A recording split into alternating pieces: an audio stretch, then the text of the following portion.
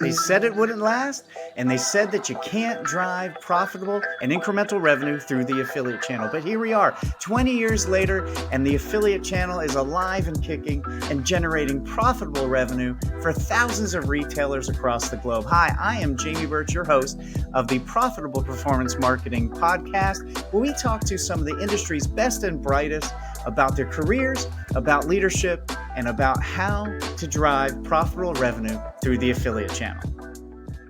All right, this is Jamie Birch, CEO and founder at JEBCommerce, and welcome to this episode of the Profitable Performance Marketing Podcast.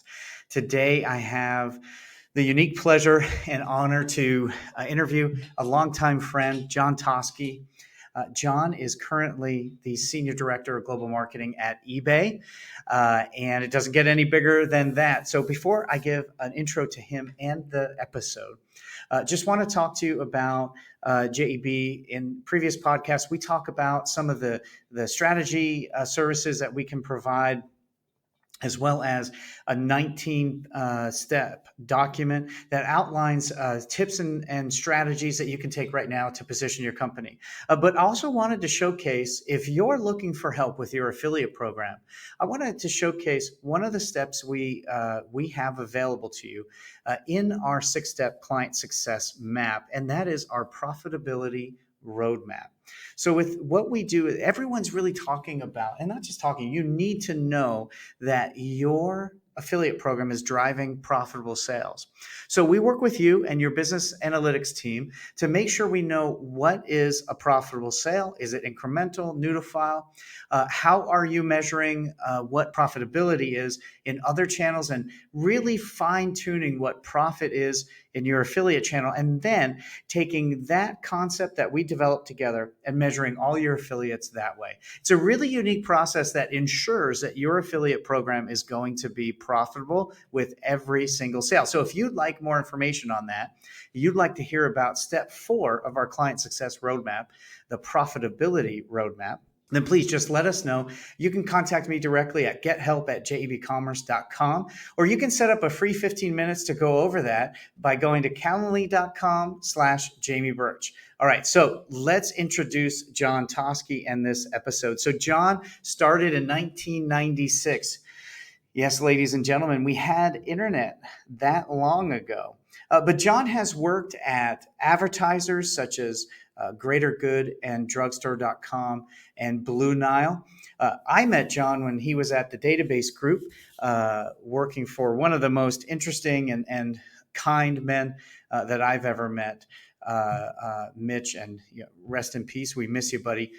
And then he moved on to a series of pretty awesome roles at eBay, the eBay Partner Network. He worked in publisher development. So when we're talking today, or who we're talking today, is someone who knows all the ins and outs of affiliate marketing, has worked on every side of this sector, and he also manages all the other digital marketing for eBay. So one of the things we talk about in this episode is, how does the affiliate channel fit within that? How do you make budgetary decisions for the affiliate channel? And how does it operate within these other channels?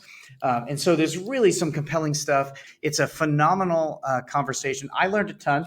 I took 6 pages of notes, and I'm going to be going back through those listening to this podcast. But why don't we stop listening to me jabber on and just dive right into the episode?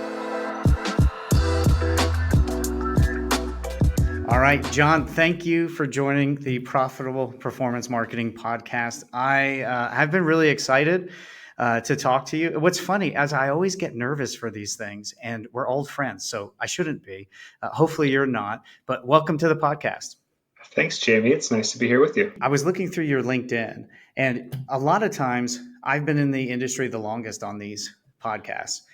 That is not the case here. You have a long and storied history in affiliate marketing, dating all the way back to, I think, 96 in digital. Yeah. It's funny.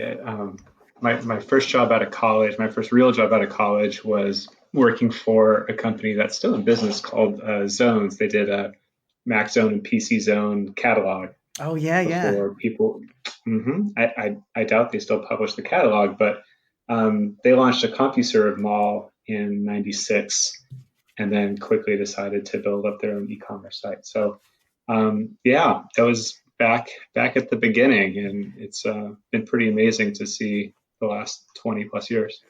Well, it's rare that we get to have someone on the show that dates back to the beginning of our channel. Very much so. There's always an argument of when did this start? When did affiliate marketing start? And I think the earliest one was right around '96. So super cool to have your perspective on this. And we go way back, I think, all the way to the database group days.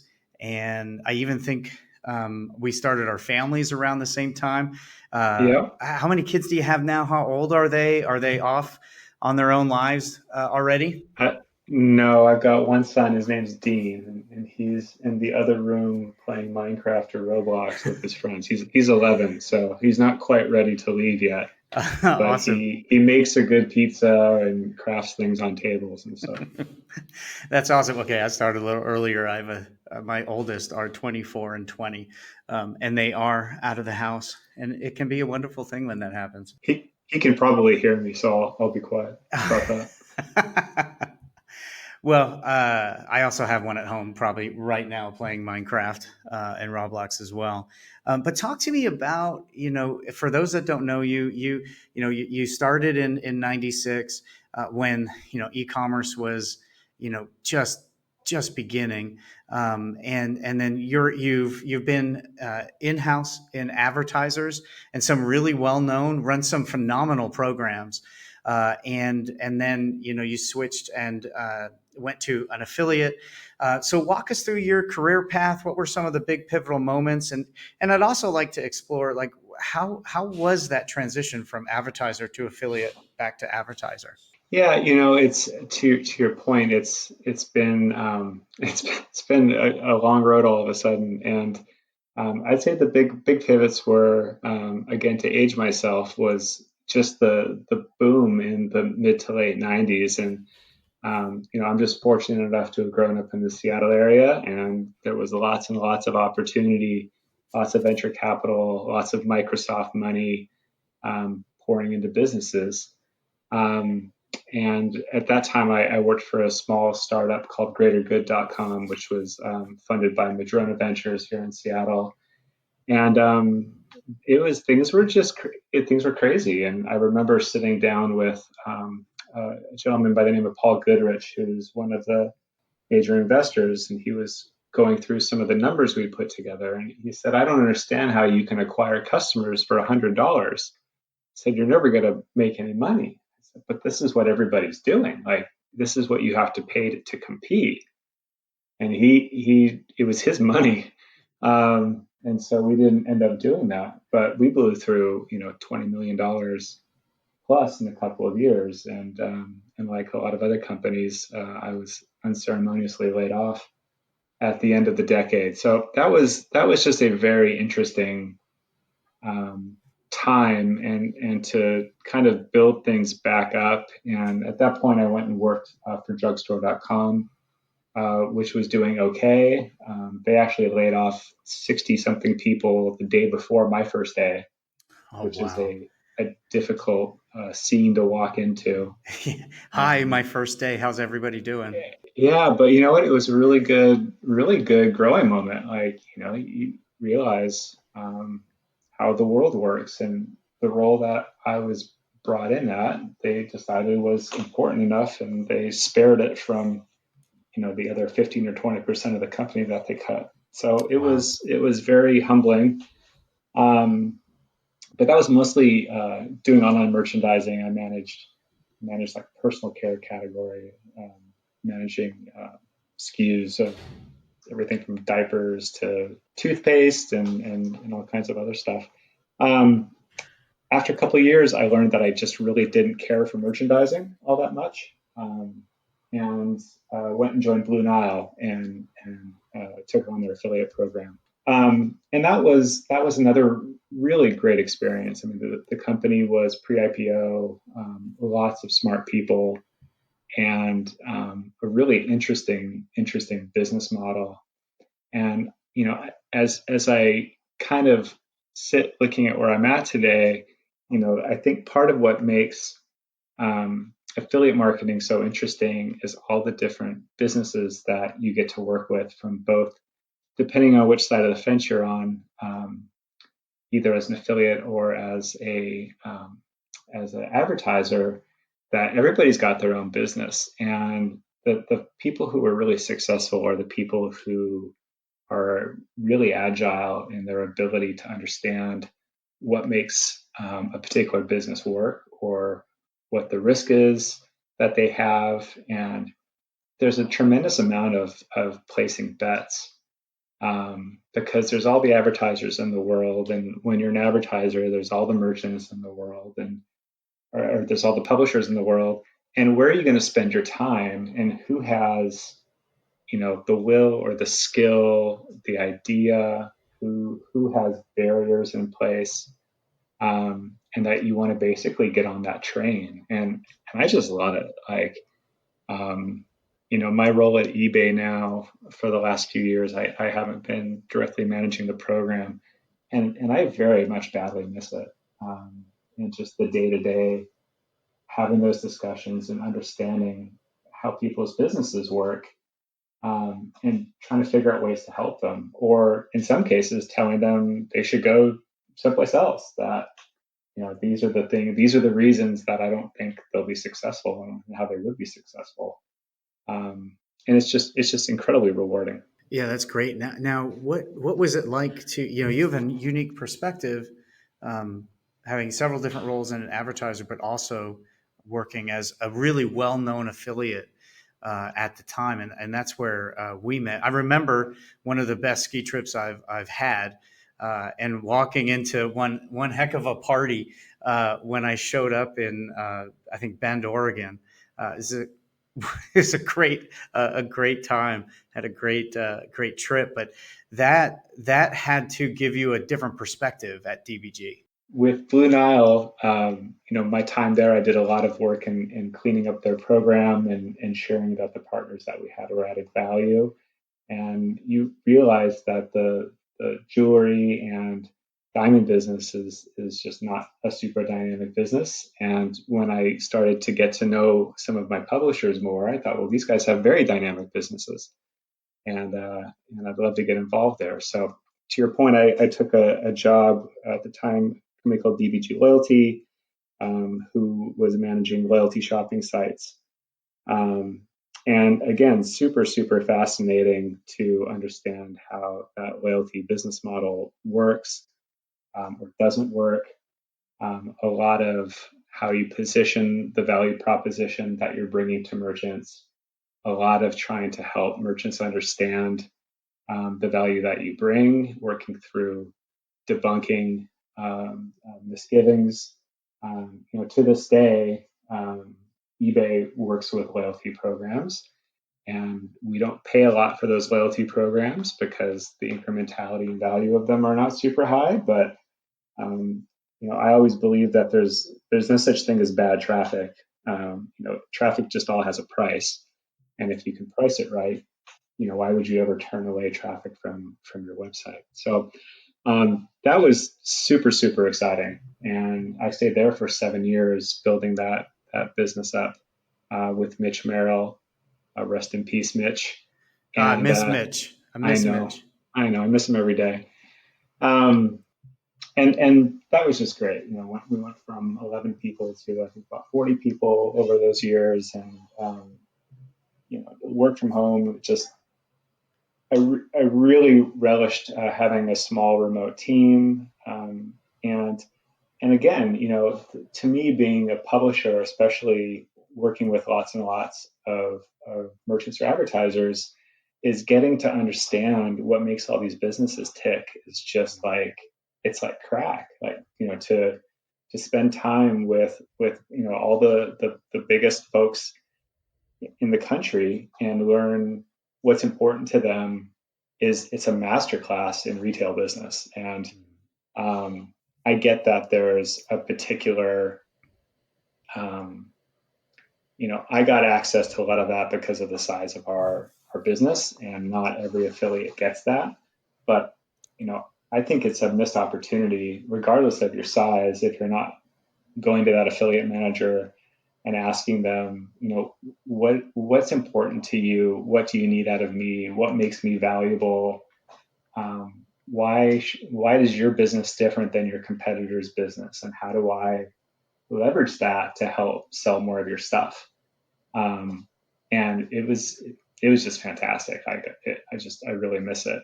Um, so from that point forward, that business DBG, it had been 7 years, and it felt like it was kind of time to go do something else. And it happened to be that eBay was moving their performance marketing team from San Jose up to Seattle. And Brian Marcus, who had been at the Google Affiliate Network, called Yep, me I up, and remember Brian. he's actually VP of marketing at Tune now. Oh, I didn't know that. I thought yeah, Yeah, that's fantastic. yeah, they've got their own platform, of course.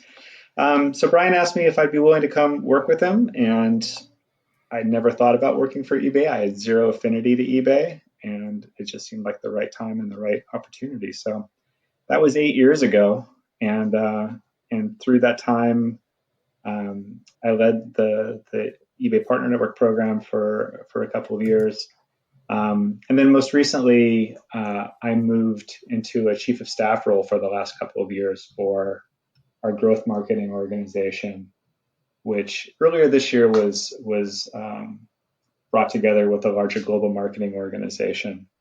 And it's been a super great opportunity to learn so much about CRM, about it's a massive company, and we have a ton of stakeholders everywhere. So it's been a fantastic experience, just something different every day. And just a couple of months ago, I took on a role managing all performance marketing for eBay. So for the most part, that's Wow. product listing ads, text ads, paid social, display, affiliate, some influencer, and a few other odds and ends. That's fantastic. And I'm honored to have you on the podcast, and also proud to say I knew you when, way back when. I was looking over, and you know people for so long, and you rarely actually look at their LinkedIn profile. Yeah, I was checking it out as I was writing some questions down, and I was like, "Dang, you are a big dog." I'm honored to have you. And it is like, congrats. You've always been a hard worker, always phenomenal to work with. And, one of I think the smartest in our space.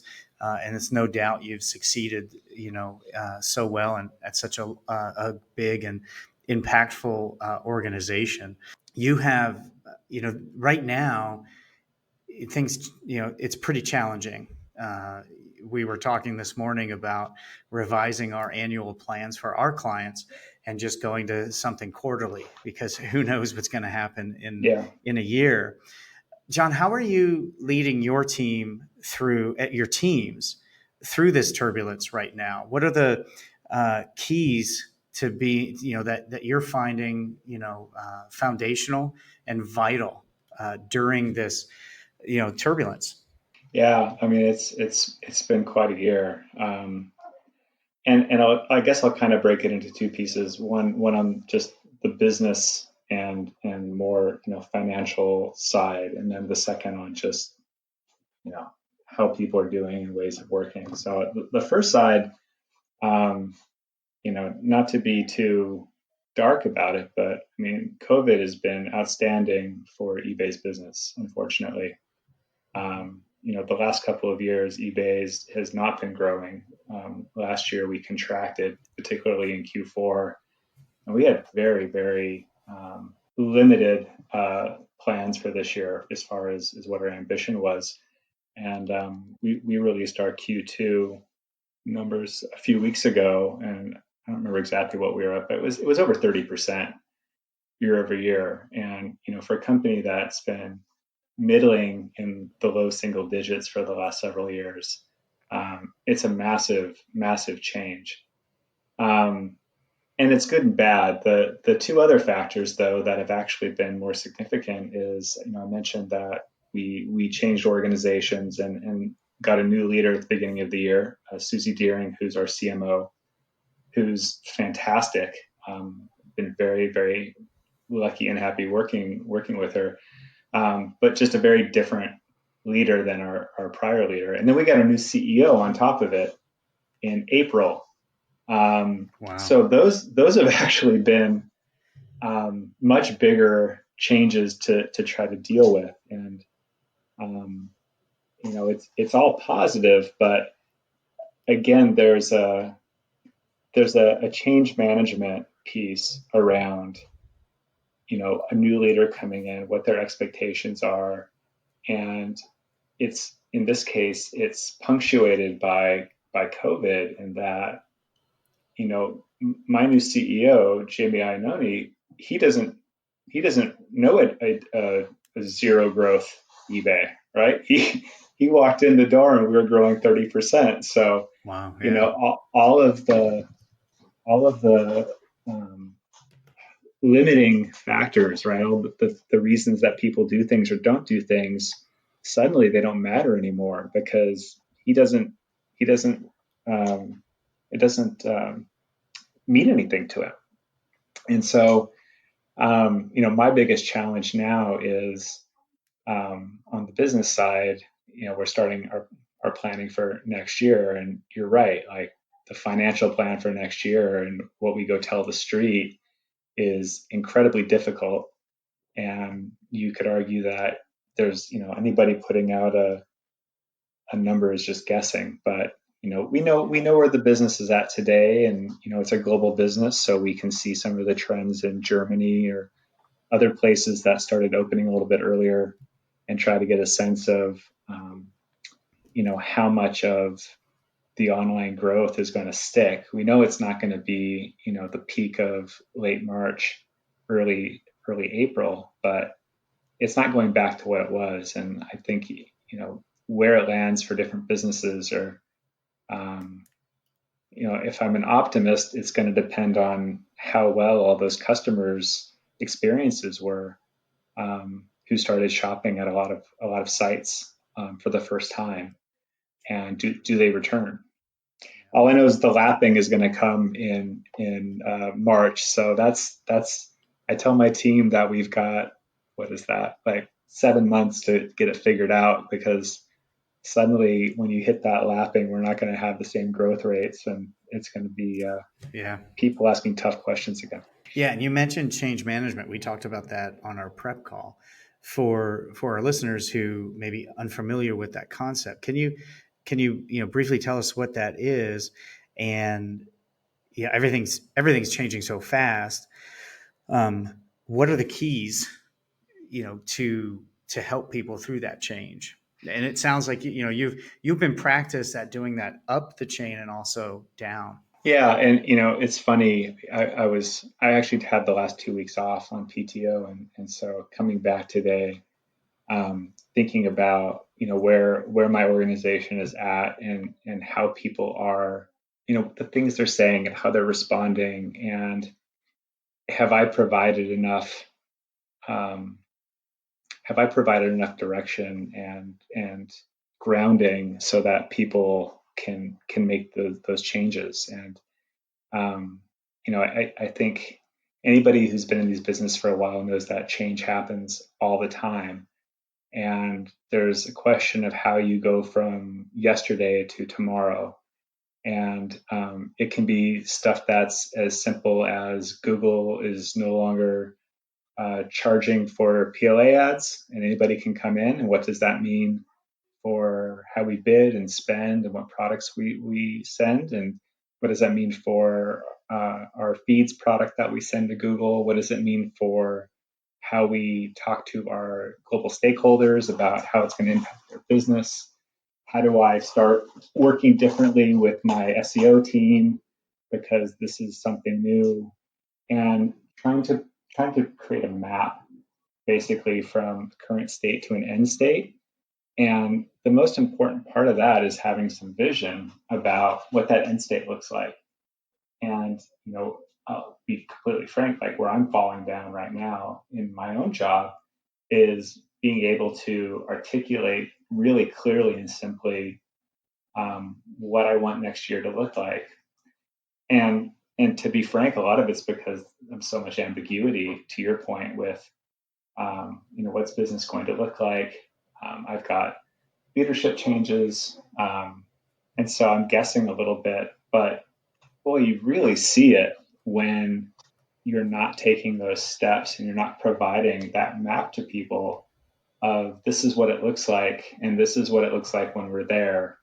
And along the way, if it starts not looking like it, you've got to stop and tell everybody, hey, we're not getting there. These are the places that we need to change the way that our processes work or how we're talking to each other, so that we actually reach that endpoint.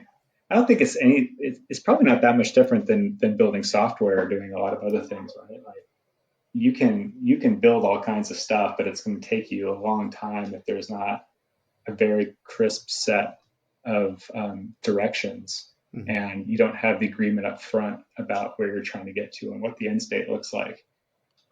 So it's every year I feel like I think to myself, things can't be nearly as ambiguous as they were last year. and I'll tell you, if 2021's worse than this year, I don't know what I'm going to do. I'll go find something else to do. Well, you think we've been through several recessions. We've been through a dot-com bubble, and I was in Seattle at the same time, where our the dot-com parties turned to pink slip parties, and now we've been through this. So I think after this, it all should be fairly simple. I was talking to my wife as we were planning out our 3-year plan in January, and she asked, what kind of things do you think would derail this? And I'm like, you know what? The only thing that really would do that is something globally where people don't shop, like a pandemic or something. So I apologize to everyone out there. I said that in January. I had no idea the effects it would have. But one thing you mentioned was you can start to tell when you haven't clearly, or if whether you haven't provided the map, you don't have a clear vision, or you haven't clearly articulated that. What does that look like when a leader falls down in that? Is it do you see people leave? Is it anxiety and stress? What's that? How can you tell? What's the reminder that I have to get back to this change management plan and see which one of these I haven't really hit on? It's usually an email I'll read, or I'll be sitting in a meeting and I'll hear somebody say something. And it'll strike me as that's not, that person's statement is anchored in the past. And, for whatever reason, they haven't gotten the message. And so, it's not like I'm going to stop there and say, hey, you didn't get the message. But it'll make me come back and think, what do I need to put out there? My team isn't, it's not massive, but I've got probably 100 plus people in different parts of the world. And so, I try to write something out at least every other week in an email, and I post stuff on Slack and try to keep open lines. But, I'll keep that as a note so that, when I'm going back out and trying to help give people more of that vision and guidance, to address it. And to me, it all has to happen in the day to day. And, I can shout all day about this is what we're going to be and these are the things we're going to do. And I can hope that, my leaders that report to me take that down. 2 levels down from there, I have no idea what's going on. And it's literally just the communications that I see or the questions that are asked. And I'll know that it's just not there. We're not all rowing the same way yet. Yeah, no, that's great. I wrote down, looking for old thinking. The comment was anchored in the past. Now you said you write up something. Is that every few weeks? Because you have your team. I assume you guys are all kind of working remote right now, right? Yeah, so my team is a lot of us are based in Seattle. There's a team that's in Shanghai, and then I've got a decent group in Zurich, and then a smattering of people between like London and Berlin and Sydney and some other locations, um, which is a whole other podcast about managing global teams. Right. I can't Um, imagine. Yeah. um, but yeah, no, I send out an email every other Friday, and it'll just be a combination of just loose thoughts and then trying to reiterate on some things. I'll call out some things that I saw in the week that I was really proud of. And then I actually have my leadership team.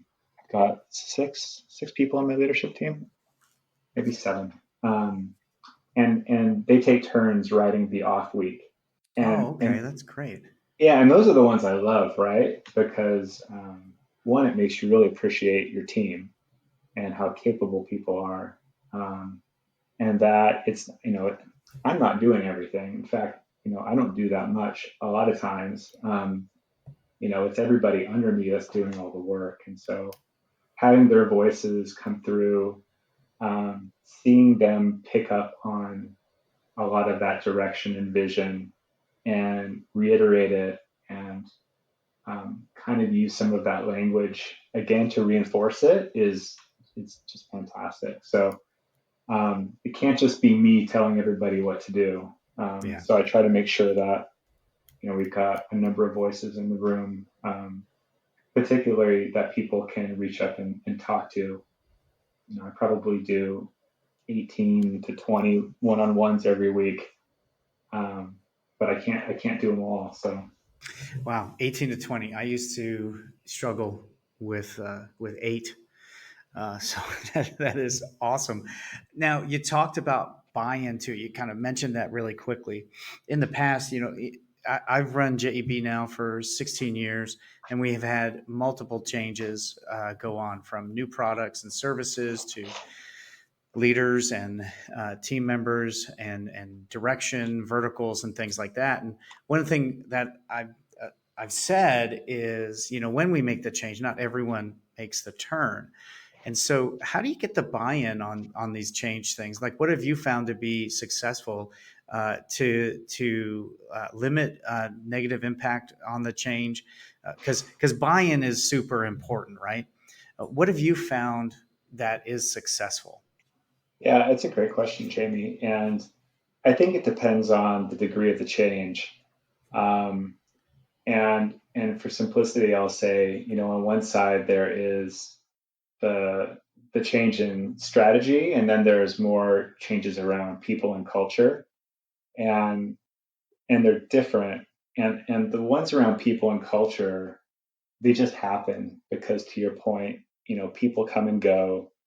Um, in some ways, when you get a group of people that are together for a long period of time, it almost makes it harder because there's so much tied up into individuals and their roles and identities on the team, and Yeah. somebody leaves and it feels like there's a hole, and then a couple more people leave and it's like the world is going to end.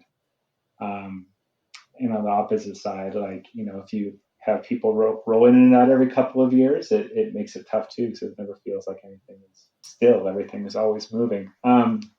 So to me, obviously, in your case, like having that leader who is consistent, is steady, hires well when people see somebody leaves and somebody comes in that's confident and can take it on, is certainly reassuring.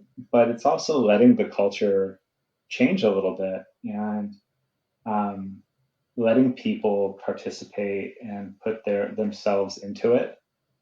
And it just happens in cycles. And I think about the team that we brought together for eBay Partner Network 8 years ago, and there's a good chunk of that team still together. People have cycled in Wow. and out, and just the leadership team I'm on now has cycled a little bit, and there's that sense of loss. But when a new voice comes in, like how do you get that new person active and contributing and putting a mark on things so that people feel like there's somebody who's active and is bringing something, not to fill that hole, but just something else. Um, the strategy part, I think, is in some ways harder because you have to work so hard to get people believing in what you're doing. And, you know, people either walk into a new job and they're either, eyes closed, just excited, and you can tell them anything and they're going to go after it.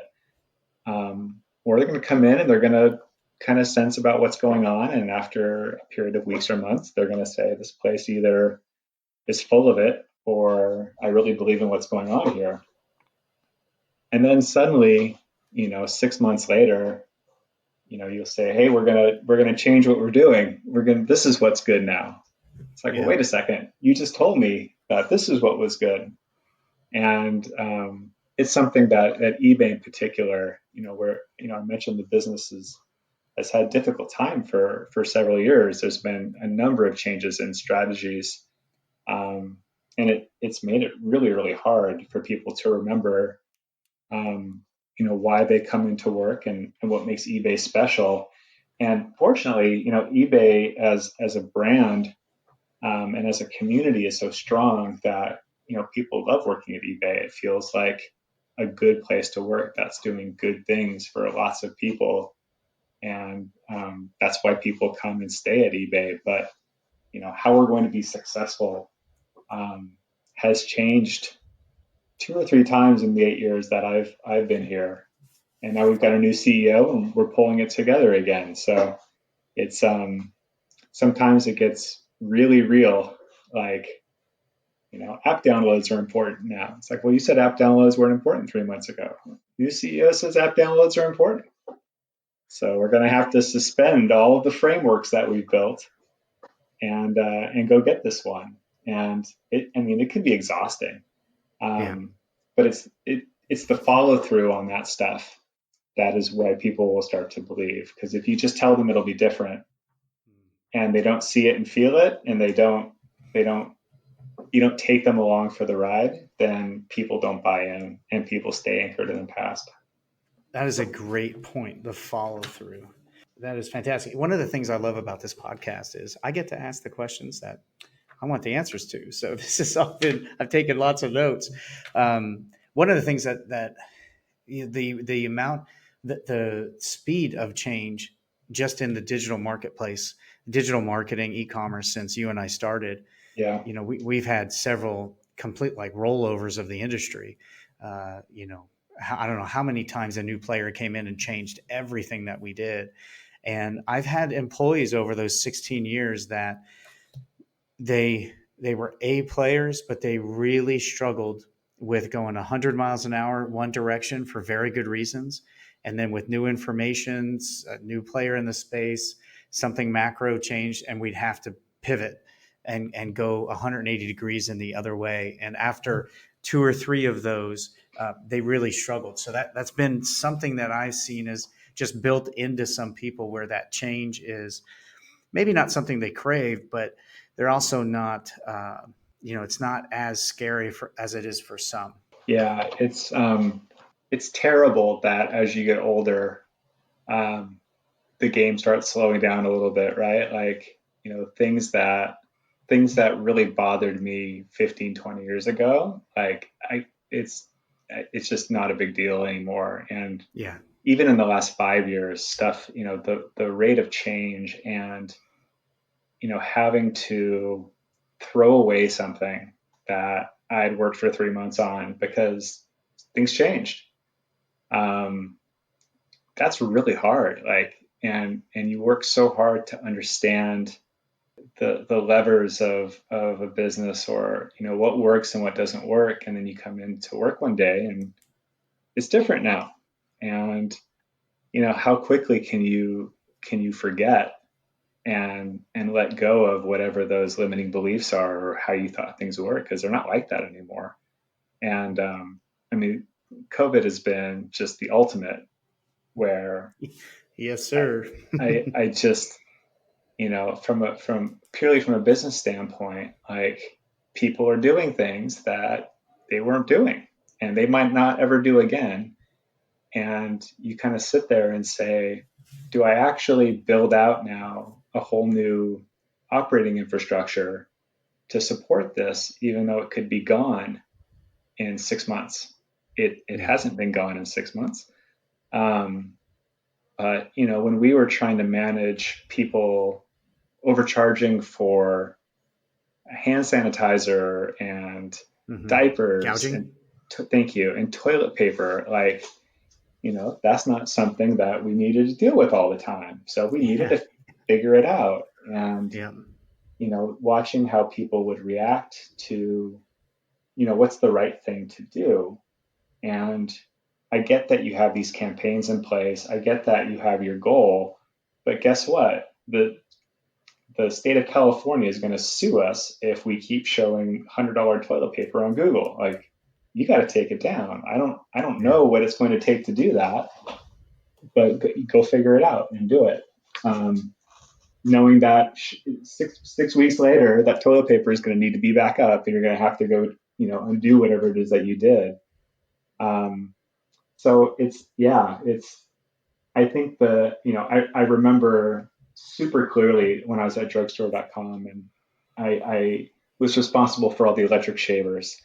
And people buy a lot of electric shavers during the holidays as gifts. And you spend months and months putting together your merchandise plan and your pricing plan, and you go launch it. And 2 days after we had launched our holiday plans in November, Amazon had undercut us by $10 or whatever on the shaver. Hmm. And my boss is like, you got to lower the price of that shaver. Like, what are you talking about? Like, I have this plan. I'm executing this fantastic plan right now. That's gonna blow up my plan. But that's just, I'd spent 5 6 months working on that. Yeah. And guess what? On that day, it didn't matter because something happened outside of my control, and I just needed to react to it. Um, Yeah. and it can be really frustrating. I remember putting together very sophisticated forecasts for the digital marketing channels at Coldwater Creek, and walking into my boss, and she, had one piece of information that I didn't have and changed it dramatically, and that happened almost every time. And Oh yeah, as a like 22-year-old or 24-year-old, I struggled greatly with. I just spent 5 days yeah, coming up with a daily forecast that involves weather patterns and that's just right. as detailed as you could get, and you're going to use your gut. And she was right almost every single time. And so that change continues to be a problem. And I think of two things. One, I think Mike Tyson said everyone has a plan until you get punched in the face. That's right. So you got to be ready to adapt. But I had a coach for a long time. His website's clearandopen.com. But this concept of being clear with, in this case, with like your strategic vision, but especially right now, holding it loosely, Yeah, but being clear about it, but not holding on to it so tightly that when you get new information, you're going to hold on to that plan, yeah, because you, like you said, you spent 6 months working on it, instead of there's new information we got this morning and it changes everything. So being open to receiving new information, discovering new things, and then changing that, and then being clear again with that. And I think right now, that's one thing we're working on is, with our clients, is being really clear with what we're doing, but uh, open to that changing dramatically.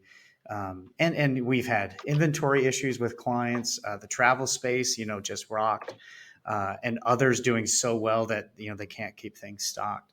Um, so that's awesome. Thank you so much. Let's dive into some affiliate stuff. all So right. you've been in the industry since the beginning, and you've seen everything. What do you think the biggest changes over that period of time in this particular sector? It's this is going to sound really pessimistic, but the the industry felt almost magical, where, and again, many years ago, where every year or multiple times a year, somebody would come out of nowhere with this business, and it would just be amazing. And they would be the belle of the ball, and whatever value they were bringing um, was new and exciting, and it pushed innovation, right? And Yeah. there's certainly periods of up and down, and um, I don't know if the space has that magic still. And I think there's a couple of reasons why. One is because everything is so predicated on data. And when you look at how companies are successful with their marketing today, it's all based on how much data do you have and how are you using that data. Mm-hmm. Um, and affiliates, in a lot of cases, particularly if they're not large and sophisticated, they don't have the data. Or if they have the data, it's not in a format that makes it super useful. And when I think about, the two big affiliate acquisitions in the last, I don't know how long it's been now, a couple of years, that I saw. One was WikiBuy was purchased Mm-hmm. by Capital One, and you're talking about, I won't call it just a toolbar because it's more than that, but they are all about data, and really, one, really great guys. They deserve it as much as anybody, but super smart. And Capital One didn't buy that business for loyalty shopping; they bought it for data. And the second one is Honey, which I will just call a toolbar. But they sold themselves for $4 billion to PayPal, right? Like, Yeah. PayPal doesn't need a coupon and a loyalty toolbar, but when you can get millions of people's shopping behaviors and they're giving it to you, um, it's worth $4 billion apparently. Um, and working with companies like that, um, as a advertiser, they were able to do the sort of targeting, blocklisting, all the sorts of things that made my dollars go farther. And they had incredible reach. And I don't know, before that, I'd say that some of the biggest stuff that happened was Google's change of product listing ads and shopping comparison policies in Europe, where basically it opened a whole new world of paid search arbitrage that hadn't existed before. It was huge. Um, so it feels like there's been these boosts that come through, but you know, you would always, it was always a little bit like gambling, where you have your set of partners, and one or two of them are going to go away. You're not Mm-hmm. sure which ones, but they're either going to get acquired and shut down, or they're going to go surfing or whatever. And then you're just hoping that somebody shows up. And every year, somebody would show up, and it's like, It'd this be is brand amazing. new. This is amazing. It just, the glass just keeps refilling itself. But I don't know what's filling it now. And we have at eBay, we have a great advertisers, or sorry, great publishers, and we have a lot that are somewhat specific to eBay because of the nature of the business. So, I mean, I can't complain about that, but I don't see that. I don't know who's filling the glass next, and I haven't seen it coming through. And I hope that I'm not the only one for my own sake. But I'm pushing the teams hard on. People thought it would be influencer. Well, it's not influencer. Influencer is its own thing, but it's not performance marketing. As hard as we try to make it, that hasn't really come to fruition in a meaningful way. I know there's some networks out there that would argue with me about it, but um, Yeah. I don't know who's got it. Do you think that's a natural maturation where I wonder if someone who started 5 years ago would think it's magical now. Maybe. As opposed to you and I have been here forever, but do you think that's a natural maturation of the channel? Because how many exciting things, or ground breaking things happen in other channels realistically? Or do you think it's a move to data, or just something greater that maybe you're more concerned about? I'll say this, right? Like in some ways, I'm trying to, in the position I have today, step back and try not to look at the world as a series of channels. And for me, there's various components of our online marketing spend at eBay, and affiliate is one. But all affiliate is a CPA model, and all you really have to do, Brian Marcus is out there somewhere, is all you have to do is you have to track, you have to report, and you have to pay. Like, Yeah. that's how you run a good affiliate program. And so there's infrastructure to do that, but you can put anything on that platform, but it's all about a conversion. And for things like Google ads, shopping ads, or Facebook ads, like there's a bidding component. And when you get into channels like display or maybe some mid-funnel stuff for social, there's a creative component. Like it's a series of elements between content and pricing and a little bit of operations behind it, and everything else is just distribution. So like anything could be an affiliate as long as somebody is willing to be paid a cost per action.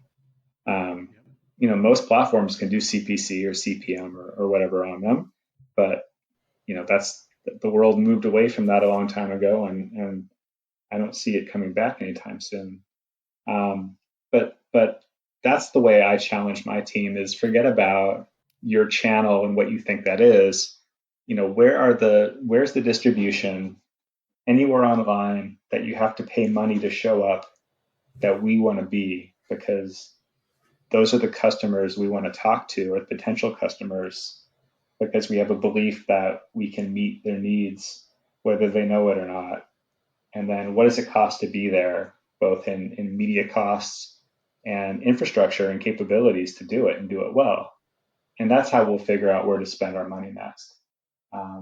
So that's exciting to me. Yeah, it's a great model to use. Start with the audience, where are they at, and how do you participate there?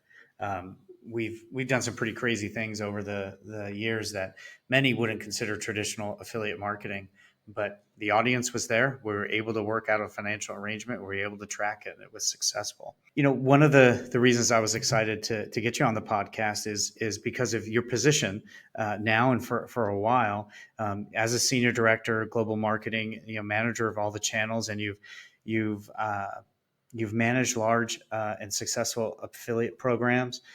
So the channel well. You've been with one of the largest brands in the space. You've operated in multiple capacities, so and now you manage all the other channels as well. And so you have this mix, and can kind of talk to us about one of the things that I think is missing, that affiliates don't, publishers don't understand, and maybe affiliate managers also don't understand, is how the channel is viewed from a director and a C-level perspective. So talk to me about how the decision makers view the affiliate channel, and maybe if that's changed over time, but like right now, how are they viewing the channel? So I think the executives and C-level folks that I work with, they either have their own preconceived notions from experiences they've had, and it's very tough, if not impossible, to invalidate them, because those are their experiences. And the best I feel like I can do is explain to them, what measures we have in place to ensure that fraud happens as little as possible. The other side of it, though, honestly, is just radical transparency. And it can be very painful trying to explain to people 3 levels up what it is that this affiliate does for their business and how they add value.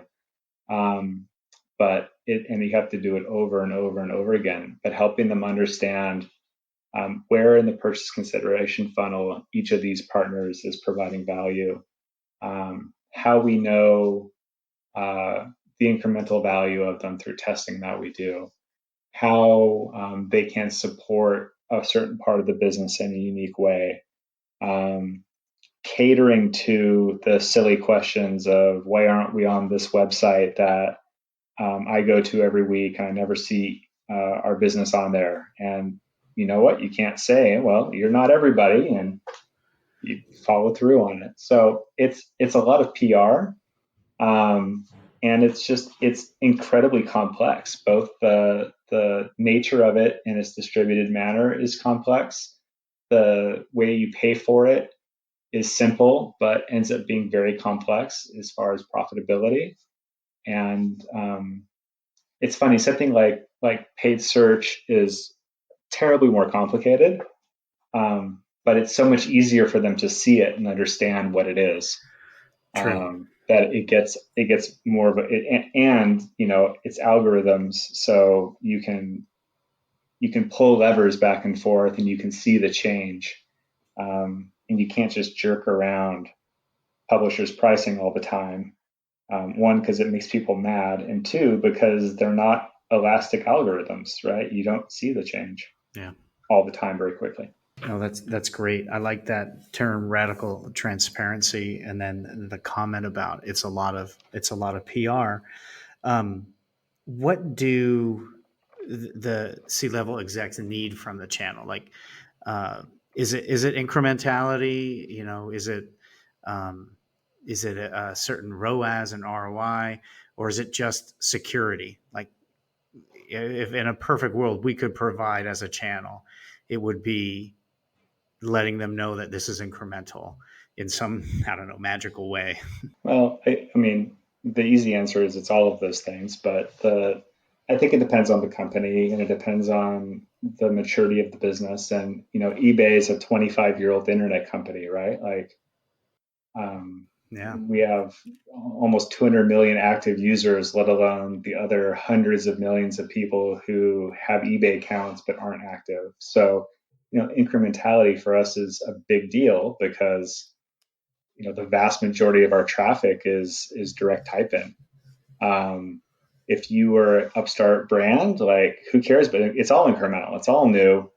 Yep. I probably care a lot more about ROAS because I don't have a whole bunch of money, and I have to get profitable on this stuff quickly. Otherwise, I'm going to run out of money and be handing out pink slips. So I think it just varies, but it's important, I think, to get aligned with leadership and establish what's most important, because there is give and take between all of it. Awesome. One last question for you, John. So, how do you make budgetary decisions across? So you have all digital channels. How do you decide where to spend the money, and how does the affiliate fit into that equation? I know a lot of times when we're working with affiliates, and I worked in house, so I've got a good understanding of how the places I worked in house did it. But there's sort of a lack of understanding, confusion on how that is done from like the publisher perspective, and sometimes even the network perspective. So, what are the criteria? How do you figure out how you spread that around, where you spread it, when you send it to the affiliate? Yeah, it's a very fair and very difficult question. So, um, again, I think for where I'm at eBay, it comes back to what's my most efficient spend, and if I have a dollar to spend, where am I going to put it next? And part of that is ensuring that the affiliate program is competitively priced. Um, and when I say competitively priced, not just against actual competitors, but against other channels. Like, there needs to be actually a tough decision. Um, at the same time, our leadership understands that you can go shut off Google tomorrow and turn it back on the next week, and it won't be mad at you. There might be some Yeah. funny algorithmic stuff to deal with, but it's not going to hate you forever, and you're not going to make it miss its mortgage payment. So Yeah. There's some of that They will not understanding. follow you into a bathroom at an event in New Oh, York and ask you why you took away their partnership, which totally happened after I'm sure it a lead did. share event. I'm sure it did. Um, so yeah, it's we go in with basically an idea of a flat budget, and um, we basically come out and say, where do we think we can provide growth next year, and what's the efficiency of that growth, so that our stakeholders understand what they're getting for it, and we have plans across all the channels, and we just put the budgets there, and then as the weeks and months go on, we will shift money around. The key really is trying to build some flexibility, and I mean, we could do a whole other session on managing head, torso, and tail of an affiliate program, but um, there's always a handful of partners who are your biggest partners, and we've had to build really good relationships with those partners to understand, hey, um, to the point earlier when we were talking, like, stuff happens, and if stuff happens, like, this is the steps we would take, and you just need to know that. And I mean, a great example is suddenly earlier in Q1, all of our CPCs for our paid search business just went through the bottom. Like, everybody pulled out of paid search, and suddenly I should put every dollar I have in paid search. Um, and by the way, all of our organic traffic is through the roof, and now we're paying affiliates to send us traffic that we might not need. That's a very difficult position, because what's the right thing to do for our business, for our shareholders, for our affiliates, and for our customers, and how do you balance all of that so that I don't want to put my affiliates out of business when there's a global pandemic. Yeah. But I also can't pay people for services that we don't need, particularly when there's an alternative that's cheaper, significantly cheaper. And so those are, if you're one of our publishers listening, you might have had a variety of experiences, but we literally take it publisher by publisher, depending on what the relationship looks like, what their business model looks like. And hopefully that we have the kind of relationship that we can work through it. It's an extraordinary year. So Yeah, and I really like that you said that publisher by publisher. That's one of the things we do. You manage the channel as a whole, and then maybe you manage tiers of affiliates as far as performance. Maybe even manage them by categories. But if you're not getting down to managing them one by one, then you're really missing out on opportunity and flexibility, like you said. But I really liked what you said: competitively priced, comparative to other channels. John, this has been really an educational hour for me, and I know we're a little over time, so I won't keep you any longer. But I want to thank you for spending time with us today and laying down some really really great stuff that I'll share and include in the podcast description and the notes. But thank you so much for joining us, and would love to, maybe sometime in the future dive into these again. And maybe when all this sort of stuff settles down, we can share a drink next time I'm in the Seattle area. that sounds great. It's great talking with you, Jamie. Have a good one. Well, first off, John, thank you so much for spending a little over an hour with me today. I hope all our listeners, I hope you learned just as much as I did. I still, one of the best things about this podcast is I get to ask all the questions that I want help with, that I want to know. And John definitely delivered today. A couple of things that stood out to me is, there's no such thing as bad traffic. There's a cost to it. Can you pay it? Can you make it profitable? You combine that with something else that John said was, you evaluate and work with each partner individually. So when you put those two things together, John and I are definitely aligned with how we manage programs and how eBay is as well. You put those two things together, you're looking at those things stoically, unemotionally. is this going to work? Is this not going to work? We did talk about why the channel kind of gets a bad rap and what you can do about that. I loved his comment on radical transparency. And I think we're going to maybe dive into that more in this podcast, or we're going to do a blog post on radical transparency. You can also go to our website. I did a presentation at CJU several years back, and we talked a little bit about same concept. Radical transparency, I love it, like where each partner is and how they provide value, how they're supporting the business objectives, incrementality, and all affiliates. And hey, if you listen to this episode and you found it valuable, please don't hesitate to go into Apple and iTunes, Stitcher, Spotify, give us a recommendation. And if you really like this episode, please share it. We would love that. And if you would like to be a guest on this podcast, I would love to have you. You can email me at gethelp@JEBCommerce.com. And something we've been doing since COVID happened is I have dedicated my Fridays to anyone who needs help. This is a challenging time that we're facing right now, full of lots of change. So one of the reasons we started this podcast to help you explore ways that you can be successful even in this environment. And you can get time with me, whether it's 15 minutes, half hour, or an hour. Just go to calendly.com/Jamie Birch. I would love to help you with anything else. You can also email me at gethelp@JEBCommerce.com.